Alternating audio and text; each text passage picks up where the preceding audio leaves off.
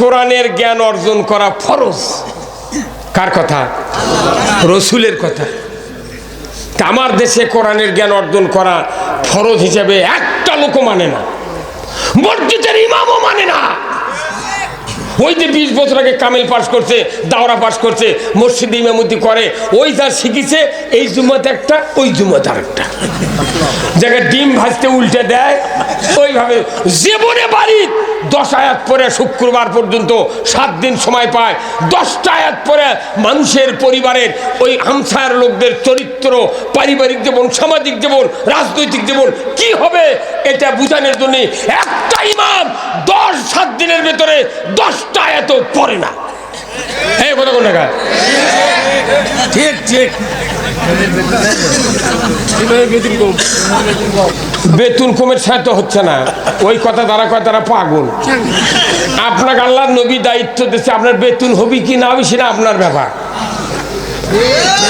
অন্য কাউকে তো বলেনি আল ওলামা ওয়ারাসাতুল আম্বিয়া, নবীর ওয়ারিস তো আর কাউকে বলেনি, আলেমকে বলেছে, আলেমকে দায়িত্ব দেওয়া হয়েছে, আমার অবর্তমানে তোমাকে এই দায়িত্ব পালন করতে হবে। আপনি বেতন কি করবেন? আপনি বেতন তো ছাড়িয়ে দিয়েছেন, কথা বল, আপনি বেতন ছাড়িয়ে দিয়েছেন, আপনি তো বেতন দরকার নাই, আপনি তো খালি সুবহানাল্লাহ দিয়ে দুনিয়া চলবে চান। এই যে আপনাকে এখান থেকে বাদ যায় না ভাই, এই কি বাস স্ট্যান্ড আছে এখানে? মাজিরে।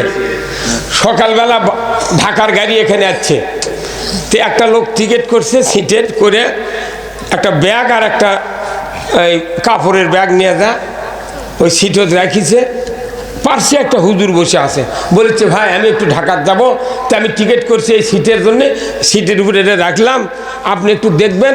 আমি একটা পান খায় প্রস্রাব করে একবার উঠে এসেছি।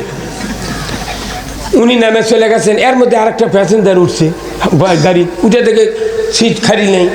তখন বলেছে ভাই এখানে যে ব্যাগ আছে, একটা কাপড়ের ব্যাগ আছে আর একটা ব্যবহারের ব্যাগ আছে, এটা কার? বলছে এটা এক লোক টিকিট করেছে তাই নিচে নেমে গেছে। তো তাহলে ভাই বসা যাবি?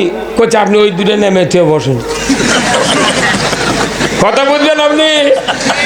ওই ওই ওই হুজুর অক্ষতে তুমি সিটটা পাহারা দিও, আমি আসি। ই এখন করছে কি, ওই ব্যাগ দুটি আসছিল, চড়ে নেমে আপনি বসেন। এখন যখন বসছে আসল সিটের মালিক চলে যাচ্ছে, কে ভাই তুমি এখানে? বলে যে আমি এখানে বসছি। কে? ওই লোক বললাম তো, বলেছে একজন রাখে গেছে, নেমে থুয়ে বসেন।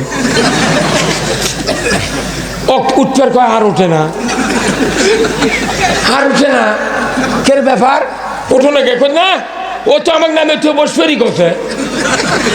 আমাদের দেশের অবস্থা আগে তাই। নবী কয়ে গেছে কোরআন আর হাদিস দুটো ব্যাগ থুয়ে গেছি, আলেমরা তোমরা দেখো, ওটা নেমে থুয়ে বসবার কাছে আর সিট ছাড়ে না। সেই দিন তো মৌলবীর বেতন নাই, মৌলবীর পাওয়ার তুমা খাবে, সেই আইন কোরআনে আছে। আপনি সেই কোরআনে আইন তো করছেন না, আপনি কোরআন যাতে আরো অপদস্থ হয় এই জন্য আপনি বেতন বাড়ানোর লাগিয়েছেন। কথা কর বেদার হলে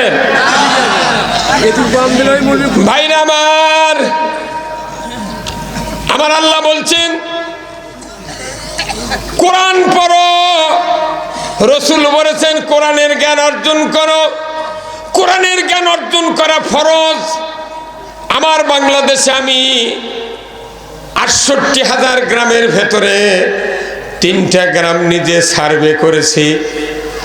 3টা গ্রামের সার্ভে করার পর আমি দেখেছি আনুপাতিক হারে বাংলাদেশে 18 কোটি ইমানদারের ভেতরে 7.5 কোটি মানুষ জীবনে কোরআন হাত দেয়া নাড়েনি। 7.5 কোটি মানুষ পড়া তো দূরের কথা,